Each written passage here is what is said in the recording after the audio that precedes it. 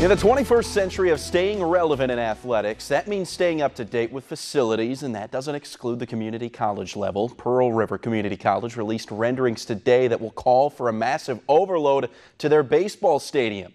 The Wildcat Stadium will get a new grandstand that will be filled with more than 400 chair-back stadium seats to go along with a new press box and 2 new suites. The new Wildcat Stadium will be named Dub Herrig Stadium. Once the Cats end the 2018 season, the current grandstand will be torn down and construction will begin. They have targeted October for a completion date. The Wildcats kick off the regular season February 16th against Southeastern of Iowa. Tomorrow, both the Southern Miss men and women return to the court. They'll do so on the road. The men will be in Florida to take on FIU, while the women take on the conference-leading Rice Owls at 7 o'clock. Both games available on CUSA TV.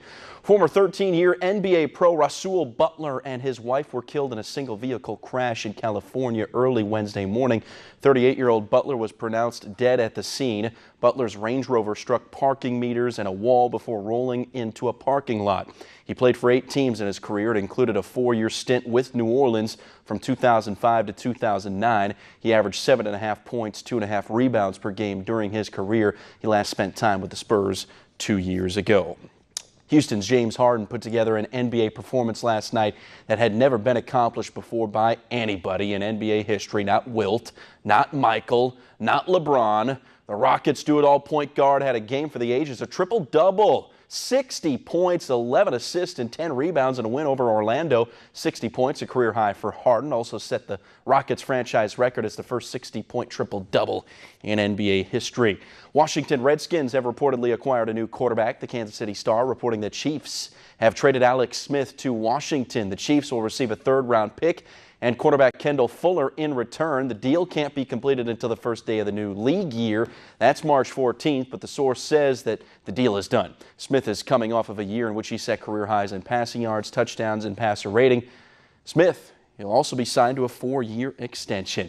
And one of the most inspiring players in the nation, University of Central Florida linebacker Shaquem Griffin, has received and accepted an invite to the NFL Scouting Combine. Why is this special news? Because Griffin has just one hand. He was named the American Athletic Conference Defensive Player of the Year in 2016. He will attempt to become the first player with one hand to be drafted during the league's modern era, this according to the NFL. So, one hand, no problem for him. Man, that guy needs a shot. He's nice. I watched him play this year. But you know how the scouting is. Everybody always overanalyzes stuff, whether you're short, tall, skinny. Yeah. I hope he gets a shot, but it wouldn't surprise me if he didn't get a fair shot. I mean, we've seen countless occasions in the past. Get overlooked for one reason or another. Yeah, but this dude can ball. Well, I'll tell you one thing, he'll have a lot of fans cheering him on if somebody takes him. If his numbers are there, he'll get a shot. Treated like everybody else, how it should be.